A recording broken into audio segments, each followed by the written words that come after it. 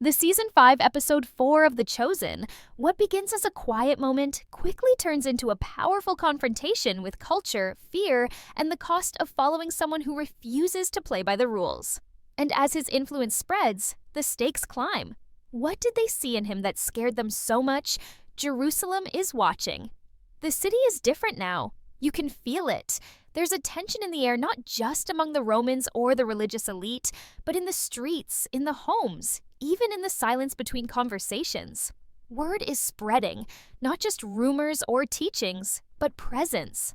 Jesus is in Jerusalem again, and unlike last time, the city is watching closely. This isn't just a man passing through anymore. This is a man they're trying to stop. The problem? No one can agree on how.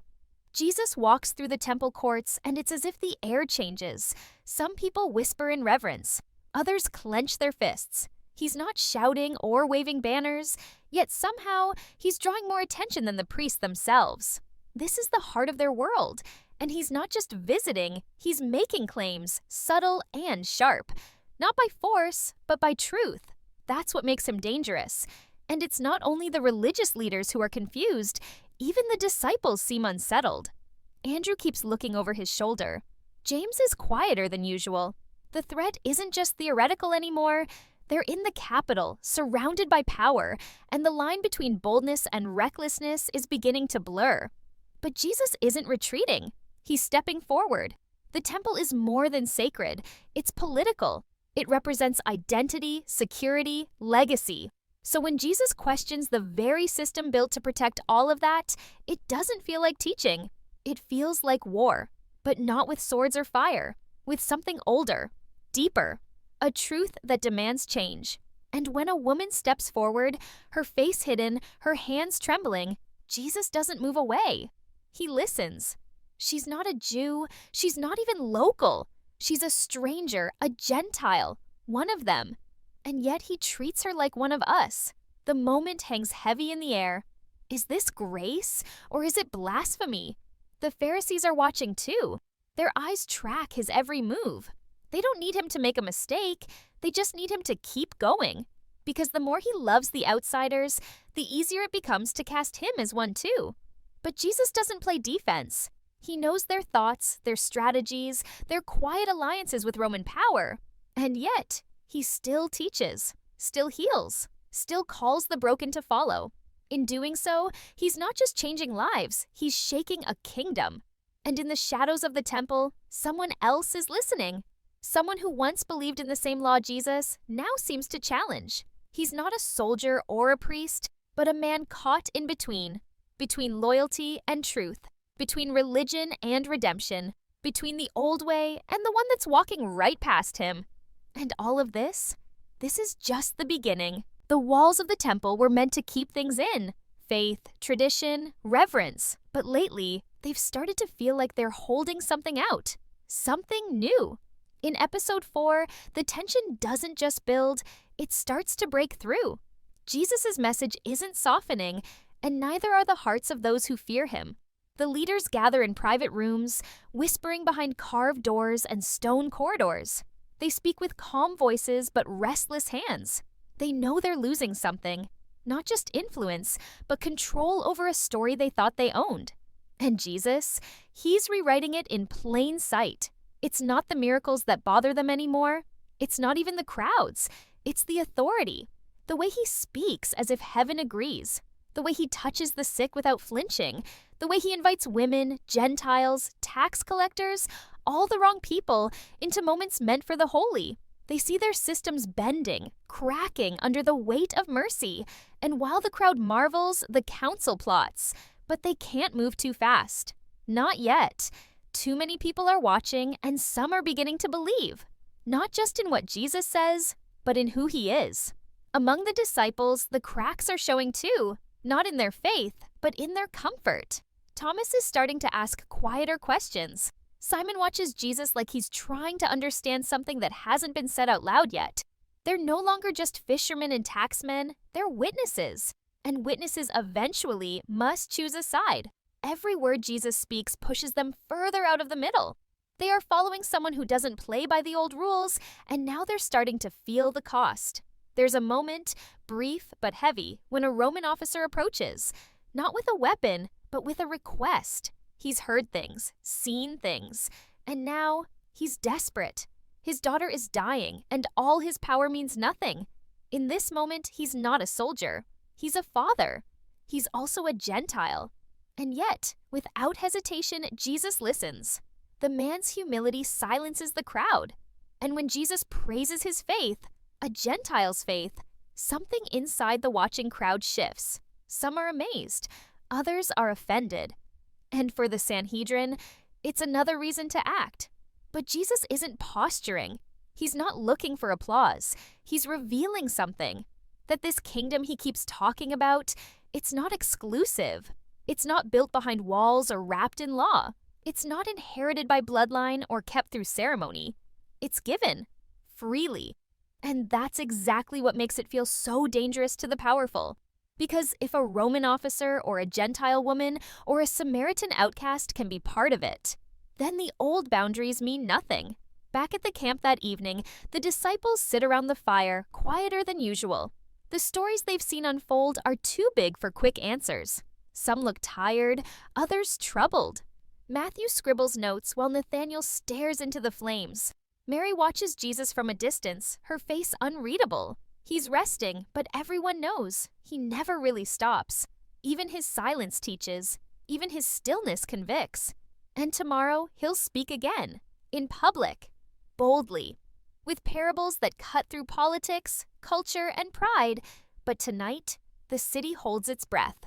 Because each new word, each new miracle, each new invitation, it brings them one step closer to the moment everyone's afraid of. The moment when the crowds must decide if they want a Messiah who conquers or one who forgives, a king with a sword or a servant with scars. There's something unsettling about being too close to the truth, especially when that truth starts to expose what you'd rather keep hidden. In episode 4, that tension rises as Jesus draws nearer, not just to Jerusalem's heart, but to its breaking point. His words are not growing gentler. They're sharper now. They cut through rehearsed prayers and polished reputations. He's not trying to win over the religious leaders anymore. He's speaking directly to the people, with stories that seem simple, but leave the proud uneasy and the humble in tears. And that's exactly why the city can't ignore him. Because when Jesus speaks, he doesn't just teach, he reveals. One parable in particular lands hard. A vineyard owner betrayed by his tenants, a son sent and rejected. The story stirs something ancient in the crowd. They know this is no random tale. He's talking about them, about us, about how easily we reject what we say we've been waiting for. The parable is a mirror, and in it, the priests don't see strangers, they see themselves. But instead of repentance, they react with rage. The crowd murmurs, caught between fear and fascination, because Jesus isn't just hinting at coming rejection, he's predicting it. In the background, Judas watches. His silence is beginning to feel louder. He hasn't turned yet, not officially, but you can feel the shift. The admiration is still there, but so is the frustration. Judas wanted a revolution, power, change. But this path Jesus walks is lined with suffering, not swords. And that disillusionment is growing roots. You can see it in the way he listens, closely, but not with the same heart. He's looking for signs of strategy, maybe even weakness. And when none come, he begins to wonder if Jesus is missing his moment or wasting it. Meanwhile, others are still being drawn in. People from outside the city, outside the faith, are beginning to show up. Not just out of curiosity, but hunger. Not for bread, but for hope. There's a woman from Sidon, her accent heavy, her eyes wide. She's traveled far to see this man who welcomes the outcast. And when he looks at her, it's as if the journey was always meant to end here. He speaks to her in a way that makes her feel known, not just seen. And again, the message is clear. The kingdom is not closed. It's wide open, but only for those who are willing to lay something down. Among the disciples, that truth is becoming personal. Peter is restless. He wants to protect Jesus, to defend him against these growing threats. But every time he reaches for action, Jesus meets him with restraint. Not yet, Jesus seems to say. Not like that. It's a kind of strength that confuses everyone, especially Peter, who's never known power without force. He's beginning to see that following Jesus doesn't mean escaping conflict. It means walking straight into it, unarmed. The city, too, is beginning to stir. Whispers of rebellion hang in the air like dust before a storm. Passover is approaching, a time of heightened tension, of swelling crowds, of ancient hope. It's the perfect moment for a political uprising. And some begin to believe that maybe Jesus will seize it, that maybe this time the carpenter from Nazareth will finally act like the king they've been waiting for. But those closest to him are starting to realize he already is, just not the kind of king anyone expected. As night falls again, a quiet settles over the group. They're safe, for now, but it's the kind of safety that feels temporary, fragile, because every step forward is taking them closer to confrontation. The road ahead isn't hidden anymore. Jesus is walking it openly, intentionally, and anyone who follows will have to ask themselves what they're really willing to give up. Their comfort, their plans, their lives. By now, it's no longer a question of if something will happen, but when. The tension isn't simmering anymore, it's boiling. In episode 4, the opposition to Jesus isn't just building, it's organizing. The religious leaders, bruised by public humiliation and cornered by their own fear, begin laying careful traps. Not with swords or chains, but with words. They craft questions with sharp edges, hoping Jesus will slip, just once. That one wrong answer will give them the charge they need to silence him legally, permanently. The Sanhedrin is done playing defense. They've decided Jesus must be stopped. The only challenge now is turning the people against the one they've come to call rabbi.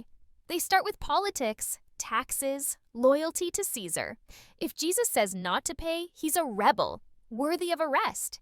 If he says to pay, he's a traitor, abandoning the hope of Israel. It's a perfect trap.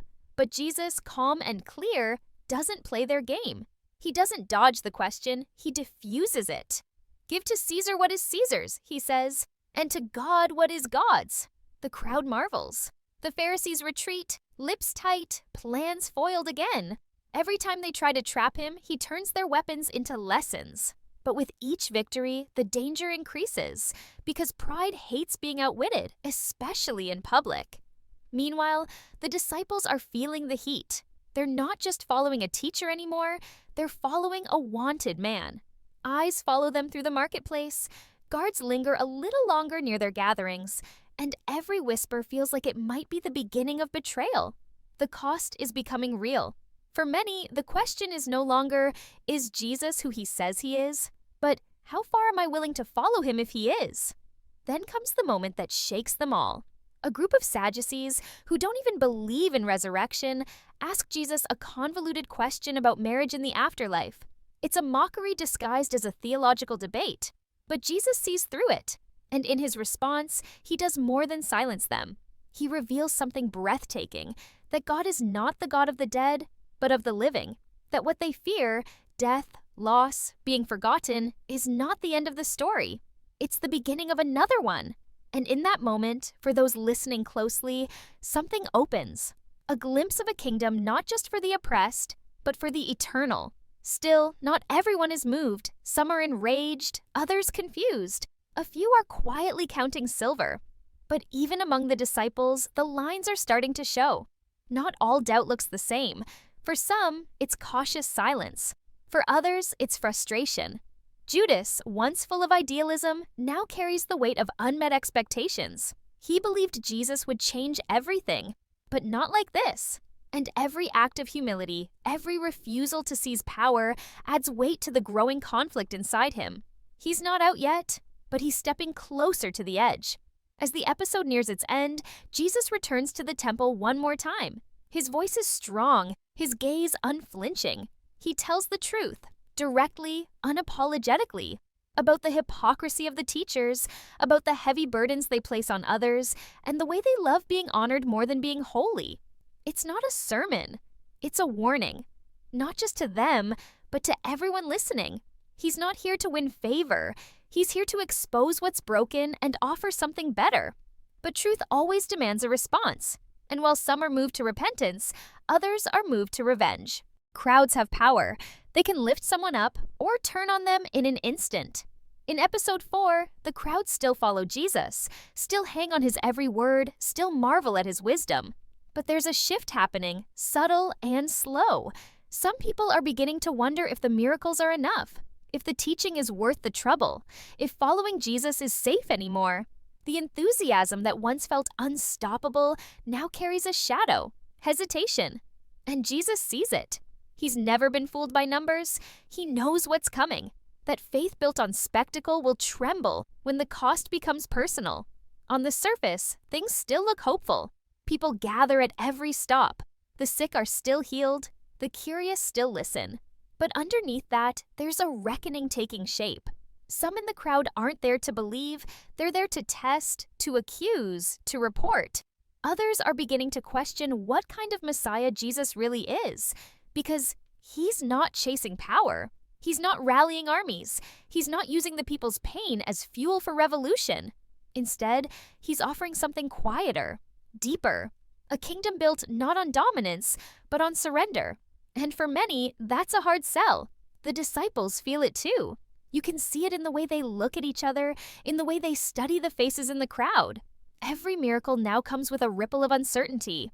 Who's watching? Who's listening? Who might be waiting for the right moment to bring it all down? They're no longer just students of a rabbi. They're men on the edge of a storm. And Jesus, he walks through it all with unshaken resolve. Not because he doesn't see the danger, but because he's already accepted it. There's a scene that holds more weight than most realize. A woman caught in adultery is thrown at Jesus' feet, a trap disguised as justice. The leaders demand a verdict. The law is clear. She should be stoned. But Jesus bends low, silent, drawing in the dirt. And then, with a single sentence, he turns the entire moment back on them. Let the one without sin cast the first stone. One by one, the accusers leave. The woman remains trembling, eyes on the ground. Jesus lifts her not just with mercy, but with dignity. Go and sin no more. In that moment, he doesn't just save her life. He reclaims her identity. But it's not just a personal victory. It's a public declaration. Jesus is not afraid of their laws or their traditions or their power. He operates on a different authority, one that doesn't bend to fear, one that cannot be manipulated.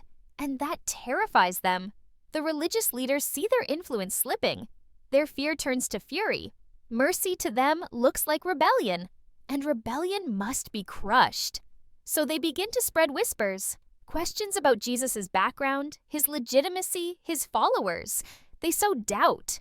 They reach out to those in the crowd who seem uncertain. And some begin to listen, because fear is contagious. And when it's wrapped in the language of faith, it becomes even more dangerous. Even among Jesus' own, the pressure is mounting. Thomas wrestles with the growing threat. James wonders aloud if they're walking into a trap. And Peter, always the loudest, always the boldest, now watches Jesus with a deeper kind of concern. He would die for him, yes, but would he live for a plan he doesn't fully understand? That question is getting harder to answer. By the end of the day, the city feels colder. The crowds disperse more quickly. The streets echo with the sound of sandals and silence. And though Jesus is still surrounded by his disciples, it's clear. The road ahead is narrowing. The crowd may cheer today, but tomorrow, it might choose something else.